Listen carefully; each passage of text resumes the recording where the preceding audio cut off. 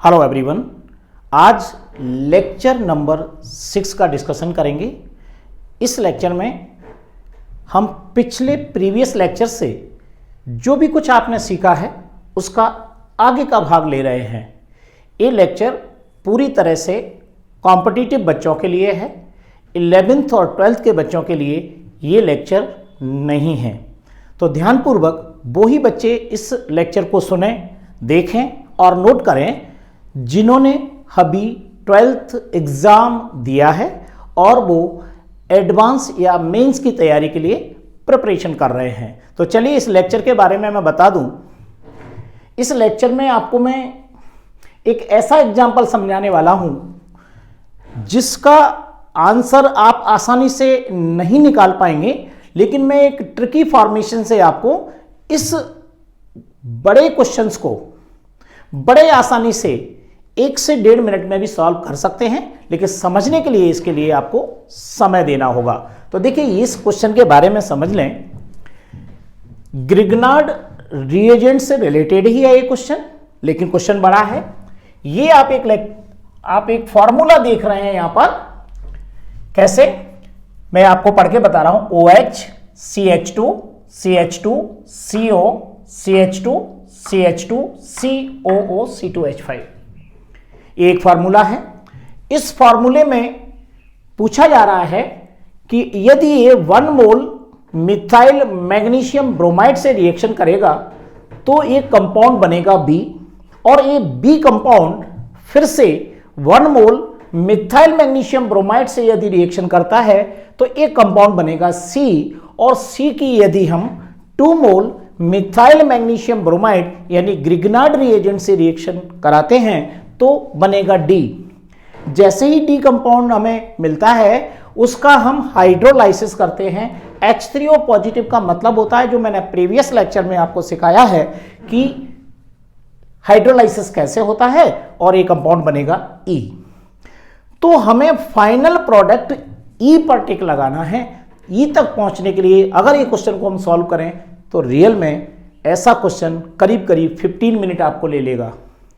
लेकिन इस क्वेश्चन को अगर आपने प्रीवियस लेक्चर सारे देखे हुए हैं, प्रीवियस का मीन्स का मतलब तो समझ रहे हैं ना आप, ये लेक्चर नंबर 6 है, यानी पिछले 5 केवल लेक्चर आपने सुने हैं, तो ये लेक्चर आपको पूरी तरह समझ में आएगा। तो देखिए क्या करना है इस क्वेश्चन में। इस क्वेश्चन में एक तो फंक्शनल ग्रुप है OH, दूसरा है कीटोन यानी CO, और तीसरा है एस्टर यानी COO C2H5। जब ऐसी कंडीशन ग्रिग्नार्ड रिएजेंट की रिएक्शंस जब हम करते हैं तो उनका हमें ऑर्डर ऑफ रिएक्टिविटी पता होना चाहिए कि कौन सा फंक्शनल ग्रुप पहले रिएक्ट करेगा, क्योंकि इसमें एक क्वेश्चन नहीं, डिफरेंट टाइप के बहुत सारे क्वेश्चन बन सकते हैं यदि आपको ऑर्डर ऑफ रिएक्टिविटी आती है कि ग्रिग्नार्ड रिएजेंट सबसे पहले किस फंक्शनल ग्रुप से रिएक्शन करेगा। तो देखिए सबसे पहले मैं आपको यहां, इसलिए हेडिंग में भी पहले पढ़ लीजिए और नोट भी कर लीजिए कि order of reactivity of functional group with Grignard reagent. यदि ग्रिग्नार्ड रिएजेंट में डिफरेंट टाइप के फंक्शनल ग्रुप अटैच हैं तो हमें कौन से फंक्शनल ग्रुप से सबसे पहले रिएक्शन कराना है। तो आप ऑर्डर ऑफ रिएक्टिविटी में यहां पर लिख रहा हूं, ये 8 नंबर आपको केवल याद करना है और ये क्वेश्चन सॉल्व हो जाता है। तो सबसे पहले ऑर्डर और रिएक्टिविटी में आता है एल्कोहल।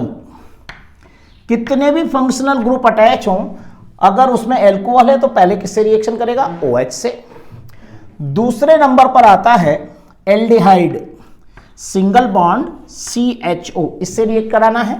थर्ड नंबर पे आता है कीटोन यानी C double bond O। Ketone के बाद आता है एसिड हैलाइड यानी COX, एसिड हैलाइड। उसके बाद आएगा एनहाइड्राइड। एनहाइड्राइड को मैं एनहाइड्राइड लिख देता हूं, एनहाइड्राइड।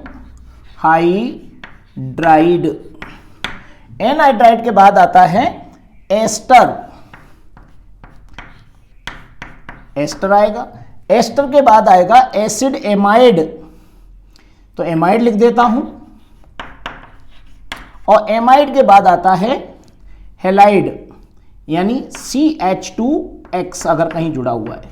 बस आपको एडवांस की स्टडी के लिए ये प्रायोरिटी ऑर्डर है। पहले इससे रिएक्शन, उसका क्रम से आपको इसके बाद CHO, CO, COX, anhydride, CO का होल ट्वाइस हो, एस्टर, COOR और एमाइड, CONH2 एंड CH2X। ये हमारा रिएक्टिविटी ऑर्डर है। सबसे पहले आप कॉपी में इसको डाल दीजिए। अब आप इस क्वेश्चन को जब देखेंगे तो इसमें देखिए एल्कोहल है, इसमें कीटोन है और इसमें एस्टर है। तो इसमें मैंने आंसर किस किस का देना है, आपको आंसर देखिए ए तो दिया हुआ है, अब आपको बी, सी और डी बता रहा, तो इसमें बी का आंसर, सी का आंसर, डी का आंसर और ई का आंसर आपको देना है, राइट। तो बी का आंसर जब हम देंगे तो इनमें से 3 जो ग्रुप अटैच है तो पहले एल्कोहल रिएक्ट करेगा ये वाला, राइट। तो रिएक्शन का क्या तरीका है ये तो मैं आपको सिखा चुका हूं कि सबसे पहले न्यूक्लियोफिलिक एडिशन होता है और उसके बाद प्रोटोनेशन यानी हाइड्रोलाइसिस। और ऐसी कंडीशन में RMgX यानी मिथाइल मैग्नीशियम ब्रोमाइड जो आप देख रहे हैं सब जगह, ये देखिए मिथाइल मैग्नीशियम ब्रोमाइड, ये देखिए मिथाइल मैग्नीशियम ब्रोमाइड। तो मिथाइल ग्रुप जो है क्या है, न्यूक्लियोफाइल की तरह काम करता है और ये उसके बाद रिएक्ट करने के बाद क्या बना लेता है, जो भी इंटरमीडिएट कंपाउंड बनाएगा और उसका हाइड्रोलाइसिस कर देते हैं। तो देखिए यहां पर मैं सबसे पहले ये वाले रिएक्शन को मैंने देखिए सेम यहां पर उतार के रखा है, सेम यही है, देख लीजिए यहां पर ये नंबर डालना बता दे 1 2 3 4 5 6, बस डालने की जरूरत नहीं है। ओके, समझ में आ गया। तो सबसे पहले कौन रिएक्ट करेगा, OH। तो OH में से यहां पर एल्कोहल के लिए विशेष बात ग्रिग्नार्ड रिएजेंट की क्या होती है कि ग्रिग्नार्ड रिएजेंट एल्कोहल में O से जुड़े हुए H से रिएक्ट करता है। ये सबसे मोस्ट इंपॉर्टेंट बात है इसकी। तो यहां H से रिएक्ट करेगा तो पहला तो बी में जो कंपाउंड बनेगा वो बनेगा मीथेन, क्योंकि ये मिथाइल H से रिएक्ट करेगा इस H से, ACH3 और क्या बना लेगा, मीथेन बना लेगा। और O से कौन जुड़ जाएगा, इस वाले O से ये MgBr जुड़ जाएगा। इसी को कहते हैं न्यूक्लियोफिलिक एडिशन और कंपाउंड हमारा पहले ये बन गया। तो इसमें मैं H हटा करके क्या करूंगा, यानी ये वाला H हटा के क्या जुड़ जाएगा, MgBr। देखिए ये प्रोडक्ट बन गया, बड़ा सिंपल। और किसी भी पार्ट से आपको हाथ नहीं लगाना है, ये रिएक्शन है, ये रिएक्टेंट है, इसमें इससे और इससे रिएक्शन नहीं होगी। पहले रिएक्शन किससे होगी, इससे होगी और क्या बन जाएगा, OMgBr। यही इंटरमीडिएट कंपाउंड है। साथ में क्या बन गया, मीथेन, मेन प्रोडक्ट बन गया। अभी और आगे रिएक्शन जाएगी, पहले नंबर पे आप इसको समझ लीजिए, बड़ा सरल तरीका है। इसके बाद आपको इसी कंपाउंड की जो आप रिएक्शन करा रहे थे, यानी ये बन गया, इसके बनने के बाद फिर किससे रिएक्शन होगी, अगले बी की रिएक्शन, ये बी बन गया, बी की reaction 1 mole of methyl magnesium bromide से होगी और उसमें सेकेंड नंबर पर देखिए एल्डिहाइड, और एल्डिहाइड हमारा इसके है नहीं हमारे पास, तो हम क्या लेंगे, कीटोन ले लेते हैं और कीटोन से रिएक्शन होगी। कीटोन से रिएक्शन होगी तो देखिए सी नंबर का कंपाउंड क्या बनेगा, ये हमारा तो पहले ही बन चुका था, तो इसको तो यहां लिखना ही पड़ेगा आपको,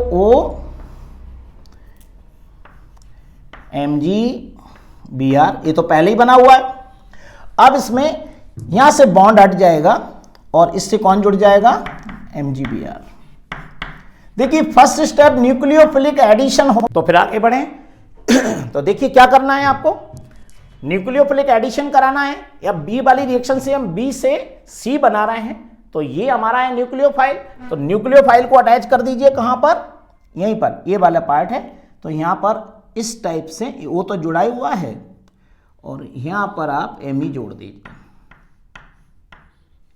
यहां जोड़ दीजिए या नीचे करके दिखा दीजिए, देख लीजिए इस तरीके। इस बॉन्ड को मैं ऐसे यहां पर कर देता हूं, इसलिए आपको कोई कंफ्यूजन ना हो। ये देखिए OMgBr जुड़ गया और Me हो गया।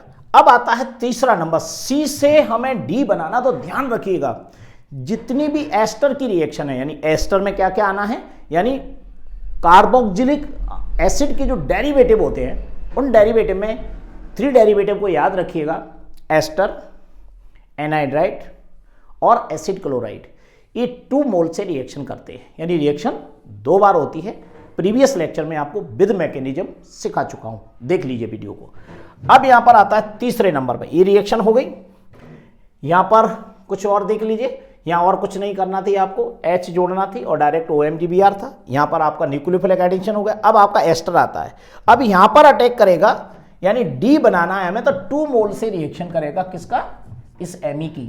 तो Me कितने बार आएगा, 2 बार आएगा। तो यहाँ पर D को देखिए ध्यान से, ये तो पहले से ही बना हुआ है, यानी OH में OMGBr लिखा हुआ है,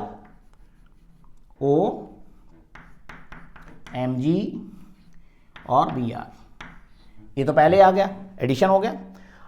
इसमें भी रिएक्शन अपन पहले ही करा चुके हैं, तो इसको भी हटा दीजिए और इस पर क्या कर दीजिए, देखिए OMGBr, ये आ गया। और यहाँ पर मिथाइल ग्रुप अटैच था यहाँ पर, तो हम पहले से ही अटैच कर देते हैं। यहाँ पर रिएक्शन कराना है तो यहाँ पर ये बॉन्ड हट जाएगा और यहाँ पर क्या आ जाएगा, OMGBr, सिंपल तरीका।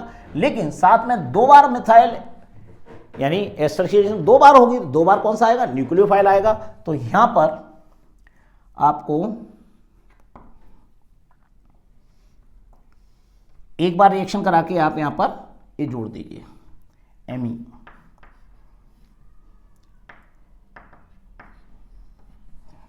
क्लियर हो गया, यहां तक समझ में आ गई है रिएक्शन आपको। अब हम लास्ट में वहीं पर फिर पहुंच जाते हैं। डी कंपाउंड हम बना रहे हैं, बी में हमने OMGBr जोड़ दिया, सी में भी हमने OMGBr और न्यूक्लियोफाइल अटैच कर दिया, डी में हमने OMGBr अटैच किया, OC2H5 बाहर निकलेगा, एक मिथाइल पहले आ गया और इसको भी बाहर निकाल देंगे OC2H5 को, और यहां पर क्या आ जाएगा, Me आ जाएगा।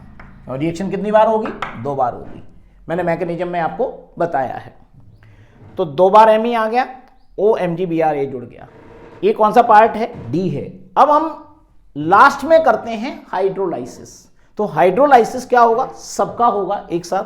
तो इस रिएक्शन से देखिए, अब D से मुझे E बनाना है, तो आपको सबको हाइड्रोलाइसिस करना है। तो क्या क्या करेंगे, पहले तो मैं आपको ये बता दूं दोबारा से जोड़ के, ये OH है तो वो क्या था, OH OMGBr सब जगह, ये देखिए ये भी था OMGBr, फिर मैं कट करके सिखाऊंगा सब में, ये बाहर निकल जाता है। तो यहां पर क्या था, Me, एक और Me यहां पर है, ये क्या है, ये भी OMGBr है, और क्या है साथ में, Me जुड़ा हुआ है। इतने कंपाउंड ये D वाले हैं। हाइड्रोलाइसिस हम जब कर रहे हैं किसका, D का, तो सबसे पहले कहां से हाइड्रोलाइसिस करेंगे, ये ऑक्सीजन और मैग्नीशियम की इलेक्ट्रोनेगेटिविटी का डिफरेंस है, तो बॉन्ड यहीं से ब्रेक होगा और ऐसे यहां से बॉन्ड को ब्रेक कर दीजिए, और H2O में यहां पर H जुड़ जाएगा और यहां पर OH आ जाएगा। इस टाइप से आपको ब्रेक करना है सभी को। देखो OH आ गया, ये हट जाएगा, ऐसे यहां पर ब्रेक कर देंगे, यहां पर H आ जाएगा और यहां पर OH आ जाएगा। ऐसे यहां से ब्रेक कर देंगे, H इस साइड में आ जाएगा, OH इस साइड में आ जाएगा। इस टाइप से बनेगा। अब मैं इसको हटा के आपको बता देता हूं, फिर से इसको देखिए ध्यान से।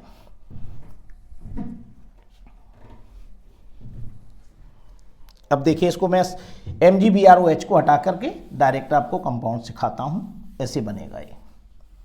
अब यहां पर केवल क्या आएगा, O और H, ये सब हट जाएगा, क्या बचेगा हमारे पास, केवल ये तो Me था और ये हो गया हमारा OH, राइट। एक ही Me है, ये वाला 2 बार क्यों जुड़ गया, ऐसे करके देख लीजिए।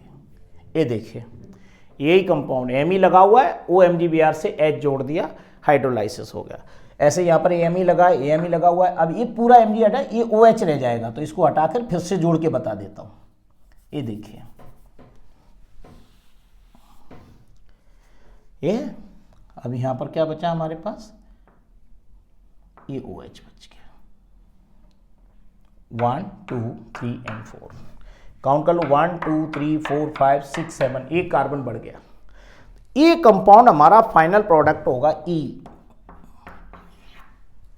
हाइड्रोलाइसिस के बाद ये कंपाउंड बनना है। इस कंपाउंड को सीखने के बाद अगर आपको मैं एक चीज़ बताऊं कि वहाँ पर कम समय में ये रिएक्शन कैसे करना है, तो सिंपल एक तरीका होगा। आपके पास ये कंपाउंड है, यहाँ में देखिए O को मैंने ये OH लगा हुआ है, इससे डायरेक्ट पहला कंपाउंड मीथेन बना, और यहाँ पर हमने MgBr जोड़ दिया O से सेकेंड पार्ट, और हाइड्रोलाइसिस करके फाइनल फिर वही OH बन गया।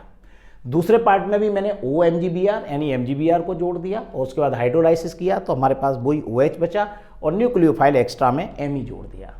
सिंपल है ना तरीका, दो पार्ट में।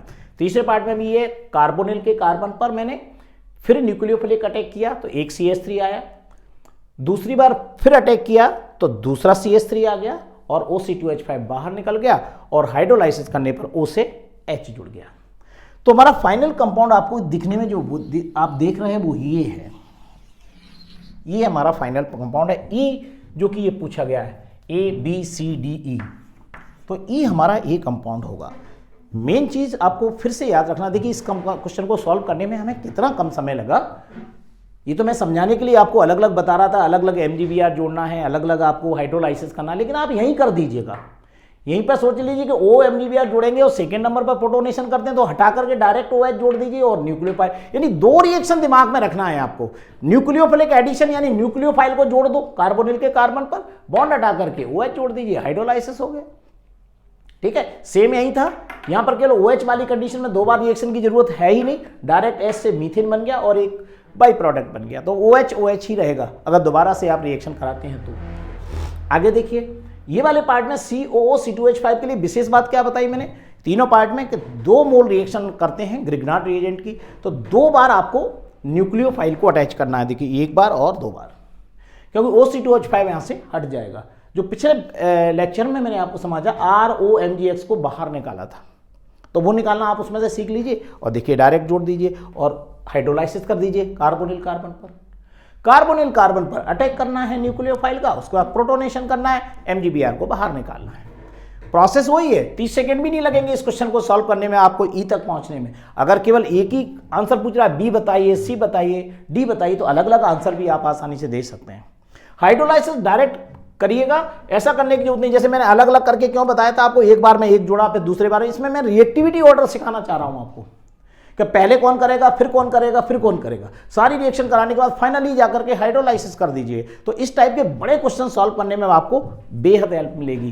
क्वेश्चन को करिए, खुद निकालिएगा, इसमें किसी टाइप का कोई कंफ्यूजन या दिखाई दे रहा हो तो मुझे कमेंट सेक्शन में बताइएगा। और इस क्वेश्चन को जैसे मैंने स्टार्टिंग किया ना, यहाँ से सॉल्व करने से पहले लेक्चर को पास कर दीजिएगा और इसको अपने आप सॉल्व करिएगा, और सॉल्व करने के बाद फाइनल आंसर ये देखिएगा क्या आपके पास ये वाला आंसर मिल रहा है। अगर मिल रहा है तो आपको लेक्चर समझ में आ गया है। So thank you very much. Next lecture will be continue.